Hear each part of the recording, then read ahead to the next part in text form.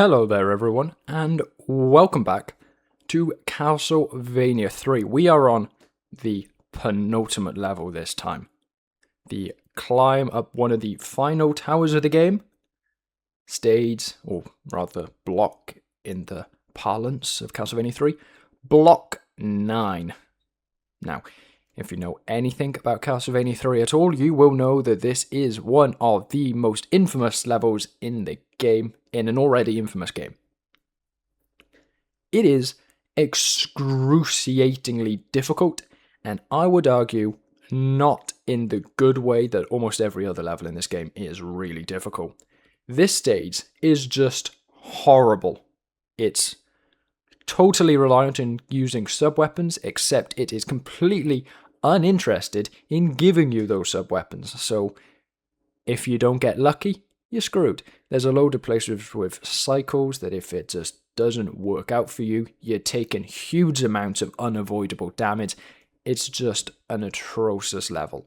So, bearing that in mind, I am going to be using save states for this level every time we reach a new part of it. If you see in the top right corner, we can see that we're on block 901. Every time that goes up to block 902, 903, 904, etc, etc, etc, we're going to be saving there, because unlike every other stage in the game, I have not actually managed to beat this one on practice. I've not even managed to get to the boss fight. So, live on recording, you're going to be seeing me trying to figure out how I'm fighting the boss. I vaguely know from some guides, but who knows how well that turns out when we get into an actual fight. So, let's unpause and actually get on with the game. And I'll show you some of the reasons why this stage is so difficult. It loads you into a false sense of security straight away by giving you this empty bit with absolutely nothing on it. But this is the moment that you immediately go, oh no, oh no, no, no, no, no. They start straight away dropping off aerial support in the form of these psycho rabbits, hunchbacks, from previous Castlevania games. And if you know anything about Castlevania, you know this sucks. It's luckily not too bad of a section if you're patient. I really do think they put it in here to teach you, you are going to have to be patient in this stage. It is not a fast one. But it is a pretty difficult stage, and it should be noted that I had a fully upgraded whip, which is by no means a guarantee. You're not guaranteed to get through there with a fully upgraded whip, so, you know, that's how it turns out. Get to block 902. I said we're going to be using save states, but I should clarify that's only if we die on this first life, which we almost certainly will. But you'll note that we only have one continue remaining, so there's no point doing it now, because, you know, if we end up getting to a section we have no HP, then here's what it is. These crosses, these spike crosses, are a bit infamous, but honestly they're not too bad. The problem is that they have like a black pixel at the bottom of them. They have an outline effectively, which increases the hitbox slightly, except that they keep sticking them on black backgrounds, so you can't see that final bit of the hitbox, so you just end up getting run into. It's a nightmare. This section is the most infamous in the entirety of the Castlevania franchise. In the 40-year history of a famously, oftentimes quite difficult franchise, this is the one that I see people go, this is it, this is the worst it gets. Mostly because of those gargoyles. If it was just the Pillar of Bones, it would be quite easy, but those gargoyles come in really horrible patterns that sometimes you just can't avoid them. You're just going to take the damage. It's atrocious. It's trial and error, like the death fight in the last level. You're just running at it until eventually you get through relatively unscathed. Okay, we got unlucky. That candle is supposed to give you the final upgrade to your whip, which makes this stage a lot easier. Sometimes it just doesn't drop, and that makes it horrible. Especially because it then generally signifies a really nasty cycle of the harpies dropping off the psycho rabbits. So, luckily we got through it pretty alright. Oh, come on, one final rabbit for the road, is it? I see how it is. I want to grab that heart. We are going to need a fair number of hearts for the end of this stage, I reckon. And now that we do have 2 lives to work with, we are this time, now that we're here, going to go in here. We are playing the Anniversary Collection. Go to save, and save a replay there. And this time, because we don't have an axe, what we're going to have to do is we're going to have to jump on top of this spike. And I think that's another reason that people don't realise that this section isn't actually that bad. It's because they don't realise you can jump on top of the spike platforms. They think you need to time this jump especially. They think you need to time that jump so that you manage to run under both sets of spikes at the same time. And you don't have to. You can just jump on top of them. That's the first time I've actually missed that jump. It's actually quite an easy one. Like so. Boom. This one's also pretty easy. And while we're here, we'll also jump on top of this one and grab that life. If you don't have a fully upgraded whip, that will fully upgrade your whip, in case you're wondering. Alright, this section here, not terrible cycle of that gargoyle there, we've had far worse. But we are somehow ended up slightly behind on the cycle, so we're now taking damage a lot. We really shouldn't be. We get hit guaranteed by that gargoyle, wonderful. And this is what I mean by there's just loads of unavoidable damage in this stage if you get unlucky. Stuff like that. Stuff like that. Like, come on, man. What did you want me to do there? Now, we haven't actually left stage 3 yet. Sorry, block 2 yet, 902. It's only when we get through this door that we enter block 903. We are very highly damaged, but it's not actually that big of a deal. This section is pretty much a case that if you get hit anyway, you're kind of screwed. There might be one section that we get hit, but if we're lucky, we won't be, so it's fine. Actually, we've got an axe. We're fine. It's only this skeleton here that's really a pain. As long as we can take him out with the axe, we're good. I don't really want the stopwatch, so of all of the times to drop that off, please don't. I'd rather keep the axe. Something that you kind of want is the frost spell for Cypher, but I admit that I don't know where you're supposed to get it. None of the candles I'm breaking give her anything. It's ridiculous. Like even here, these ones just drop hearts. I suppose maybe we can try out on this section because we're going to be kind of sneaking through anyway. So I suppose we might as well grab Cypher just to check if there's a frost spell anywhere here, because it would be really handy.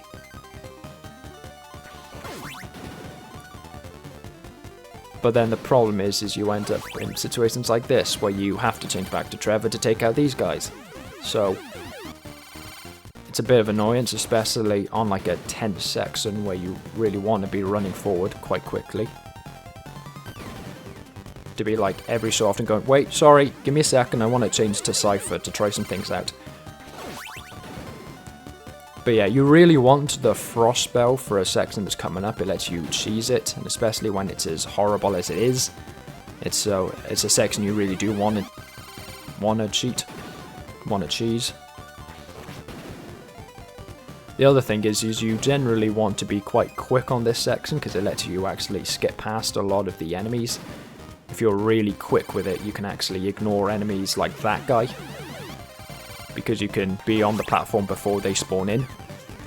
Unfortunately, slow, having to use Cypher and changing between her and Trevor, slowing us down quite a bit, so it makes things take a while longer. These fuzz busters can be a bit annoying, especially because we've slowed down on this section, so we need to be quite quick to just about make it past them. We are going to change back to Cypher just in case there is frost spell in this final candle. I doubt it. Okay, so what we've confirmed there is not anything for Cypher in that entire massive section. Which is really annoying because upcoming sections, it really does feel like they're built with the idea that you're going to have a certain spell for her on hand, and it just, I can't find any candles to do, so I don't know what it's expecting from us. Use the axes, I forgot. If you're just climbing up the stairs, there's a fair chance that that guy can hit you. Right, and now let me show you the faster approach. If you just really gun it, I mean like jump on platforms as soon as they become available, not that one, basically every platform beyond this point, as soon as it's visible, and start climbing the stairs, you can generally get out of the way of the enemy before they can attack you, because you'll generally spawn in behind them. There's a couple that are a bit different, but it works for the most part, I'd say, most of the time. I think this one might be different. I think it's just a case of, yeah, you want to kind of go to the left for this one, but past this, it applies. Especially for that one. It is a bit of a tricky jump, this one. You kind of need to jump beyond the fuzzbusters. It's a bit of a tricky jump, but certainly not impossible. Alright, you can go and heal up a little bit here with that, but I recommend before you... Oh my god! That's the first time I've been hit by that bat, which is incredibly frustrating. But okay, we have got here... We'll save up, we're on block 4. This section's horrible. It's 2 layers of these water sections. The mermen are easy to deal with. It's the birds flying above you that are the problem if you don't get here without a sub-weapon. And you'll have noted that if we didn't have save states, there's a 100% chance we would not have gone here with those sub-weapons. So... just a horrible section. It's probably the worst one in the entire... I'd argue it's the worst one in the entire level. I know people don't like the section with the gargoyles and stuff, but honestly I find that pretty easy in comparison to this one. This section I find way worse if you don't get here with a sub-weapon. Or you get unlucky with how the... Shoot in the right way, please, Trevor. There we are. Or if you get unlucky with where the birds are coming from. This section can be a complete nightmare. Right, this guy's going to drop on from on top of us, so... Nope, never mind, he's going to go the other way. Oh, but you know who isn't going to disappear? The goddamn bird. Awful. Hate it. Right, don't break that candle, it comes with a boomerang, and honestly the axe is way better for this section, so we're just going to progress forward with what we've got.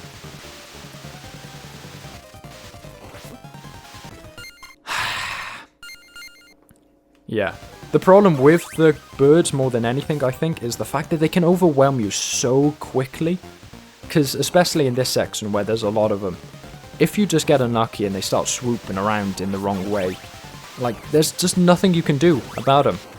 There's loads of them. You're going to be hit. It's a nightmare. It should be noted that this section is apparently easily cheesed with Cypher's Frost Spell, because it can freeze this water and I think give you like a platform or whatever. Or lets you like climb up so you're not having to go all of the way around. But whatever the case is, if you don't have Cypher's Frost Spell because they refuse to give it to you anywhere in the damn level, nightmare. This section, then, is even worse. Medusa heads, what are your opinions on them? Probably not positive. Unfortunately, you gotta go run away from a bunch of them over a rickety old bridge that turns around if you jump, instantly killing you, or if you get hit, instantly killing you. So basically, any damage taken in a stage with a bunch of Medusa heads, mind you, the most infamous group of enemies in the entire franchise, if you get hit, you die. Straight away. If you try and avoid the enemies, which are infamously difficult to avoid, you die. This is what I mean by, and what a lot of people mean by, how this is just an unfair level in a way that the rest of Castlevania 3 just isn't. Castlevania 3, generally, very difficult game, don't get me wrong, but it's well balanced, it's very fair in that. And this stage just is not fair or balanced, it's just horrible. From moment one, all the way to the end of it. Hence why this is the one stage that I've relented on, and I'm just like, yeah, I'll use save states. I'm not sitting here waiting to get my ass kicked by all manner of enemies. I'm not going to do it. Oh, come on.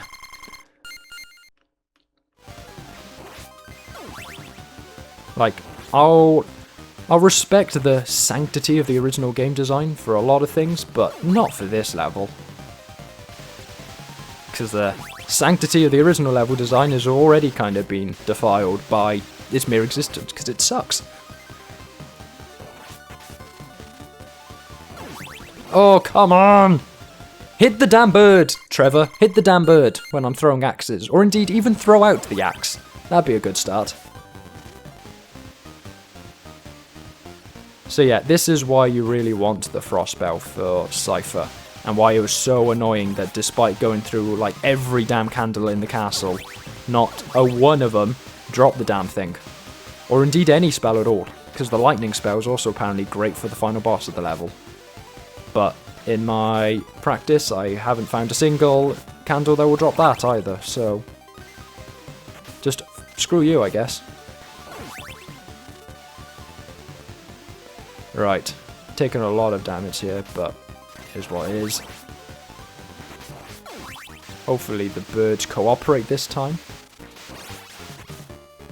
Okay, oh my god! They do that, they duck underneath your whip and then reappear above you, and it's like, I can't hit that. That is fundamentally an arc that I cannot cope with. If you are at my whip length, outside my whip length at every point where it's possible to hit you with the whip, and it's only when you get close to me that you're able to be dealt with, you suck as an enemy. The Medusa heads, honestly, aren't too bad. It's just with the latest X and the kind of what you're also having to deal with at the same time. But no, these crows, worst enemies in the game, and it's not particularly close.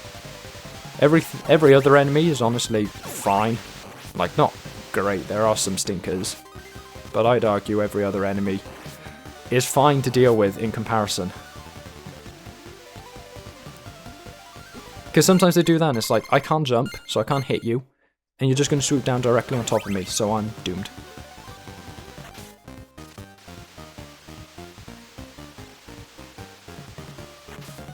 And even when I'm throwing axes at you, apparently you're going to swoop out of the way. I mean, I screwed there. Hateful, hateful. Detestable. Turn around, Trevor, turn around.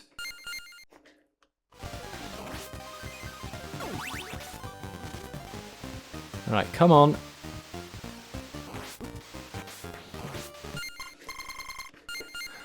And don't forget that we've got to go fight a boss after all of this as well, on no HP, on account of the fact that we will have nowhere to heal past this point. Right, took out one bird, wonderful. So I hope you're ready to watch me try and fight the worst boss in the game with a single hit to my name. That'll be fun.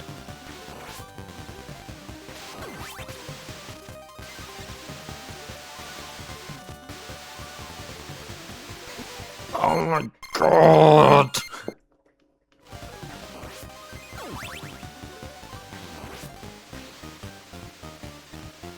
Right, I'll see you on the other side once I've finally got past all of these birds.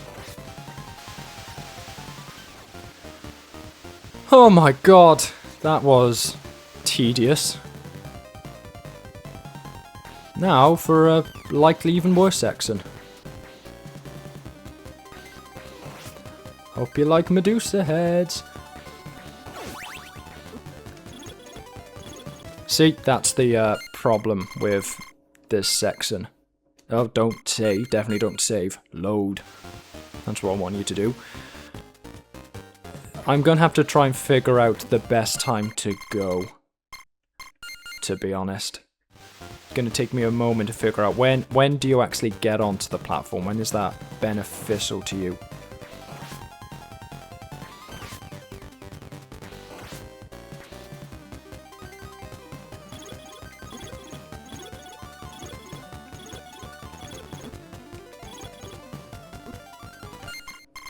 You can just about see the arena to the side of us. It's not a long section, thank God, but it's like Medusa heads. You know how evil they are. What if we made it so that if you got hit by them, you would almost guarantee to die, and also, you can't dodge them because you can't jump. Because that would also almost certainly kill you. It's like, really? Really? That's what you're going to be serving up?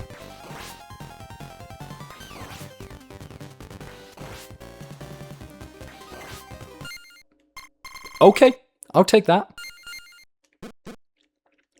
I will take that. Okay, we'll take one final hit, but we might as well just to see what we're about to come up with. Alright, this is the doppelganger. Infamously awful enemy. Basically, they copy you. If you change character, they'll copy you. The strategy that I found is just hope that they mess up their jump, which apparently they do constantly. Or at least in this version of the game. Because then you can get a hit or two in while they do so. Right, we're not going to bother with that candle, it's worthless. Oh, no, they are going to throw out the thing instantly.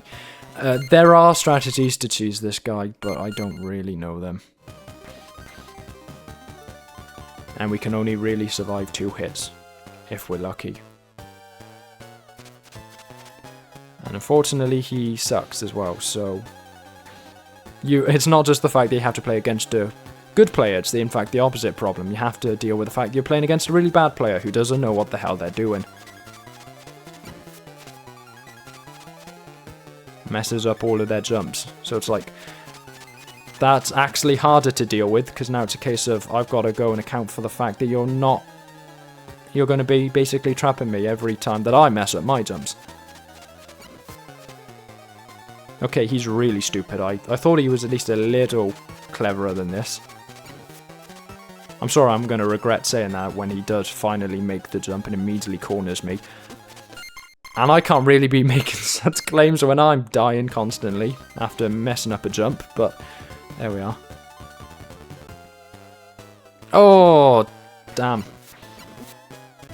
Yeah. Once again, all of your guides recommend that you get like holy water or the lightning spell or the knife or any number of... Well, not even the knife. The boomerang or the holy water. But once again, rather annoyingly, all of these guides fail to tell you where you're going to find the sub-weapon. They're all going to fail to tell you where to grab these sub-weapons. They're just like, yeah, you need these sub-weapons. It's like, fantastic. Where am I going to get them? Figure it out yourself. And then you end up breaking, like I did, every damn candle in the damn stage, and you can't find the one. There is a trick, apparently, you can do. Getting right into their face. And then swapping between your characters. Because that apparently confuses them a lot, and they'll just end up kind of pausing for a moment and letting you get a hit in, and then you just run away and do the same thing again. But that's a bit risky, and we don't have the health to really take risks at the moment, so instead we're just going to go with... Oh, okay, yeah, finally you figured out the jump, which screws me over immediately.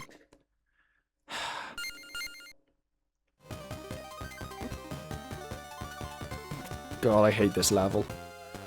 I've liked Castlevania 3 up until now, but this level just sucks. Really bad. I wish there was another item to grab. Oh, why are you suddenly figuring all of this out? Let's just quickly check what's in this. Nope. See, because, like, you'd think that a stage that requires sub-weapons so much would give you loads of sub-weapons, but it just doesn't. It gives you nothing but little hearts, and it's like, I don't need that. That is more than worthless to me. Right, let's try this strategy. Flick to Cypher. He'll then flick to Cypher. This will then give you an opportunity to get a hit or two in. Okay. It doesn't quite work like that, as it turns out. It's a little more in-depth than that. People made it out like you actually got quite a gap to work with, but no, you get nothing, as it turns out. Why am I suddenly not able to get past you? What am I doing? Oh my god!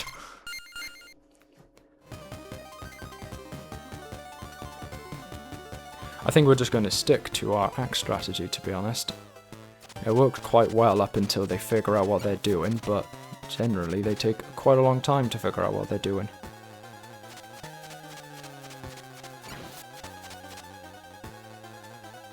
Again, quite lucky with how stupid they are, so let's just get at least a decent amount of damage in, and then when they finally do figure out the jump, we are kind of screwed because we don't have the health to tank them figuring it out, but we can at least deal a lot of damage in the meantime. Right, jump over me, jump over me, jump over me. Oh, okay. Okay, got quite lucky. Oh, if we could have made it to that platform. And yeah, you can see part of the reason that this stage is so infamous is because if you die to the boss, you have to go through this waterway section again. And then the room with the Medusa heads. And it's like, come on, man. What do you want from me? Do you think I'm superhuman?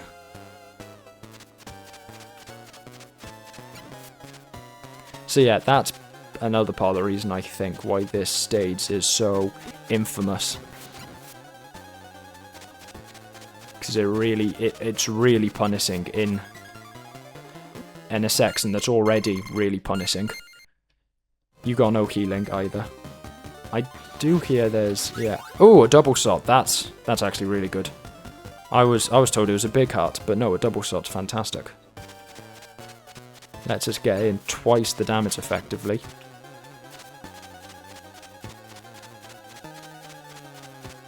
If we don't waste all of our hearts, that is.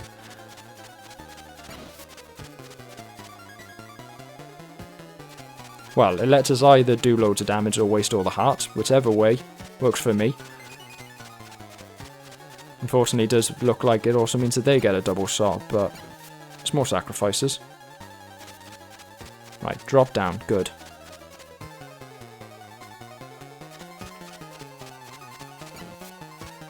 I'd wish you'd stay in the middle of that platform for a little longer, please. My concern was that he would be using the axe way more than he is, but it seems he really likes using the boomerang and then nothing else. Which works for me. I'm fine with that. If he wants to screw himself over, that's good. That works out. And finally, eventually, Doppelganger goes down, and after a truly awful level, Block 9 of Castlevania 3, we are good to move on to the final level of the game, where we have to go and face the big bad himself, Dracula. Promises to be... Oh my... Are they seriously going to drop birds on me immediately? Bastards. And with no hearts either, so I can't even use a sub-weapon on him. Oh, God, I hate this game sometimes. It's the problem with all of these retro games. You're like, I love this, I love this, I love this. And then when the difficulty starts to ramp up and it's still as punishing as always on account of the lack of checkpoints and stuff, you're like, I'm kind of done with this, you know? I think I've had my fun. But no, I am liking Castlevania 3. It's just that every so often something comes in, you're like, oh, really? But yeah. Anyway, a bit of annoyance to start the final level off with. promises to be really frustrating to deal with, but whatever, man. We'll get through it. For now, I hope that you enjoy the video. Thank you for watching. Tune in next time, but for now, ciao.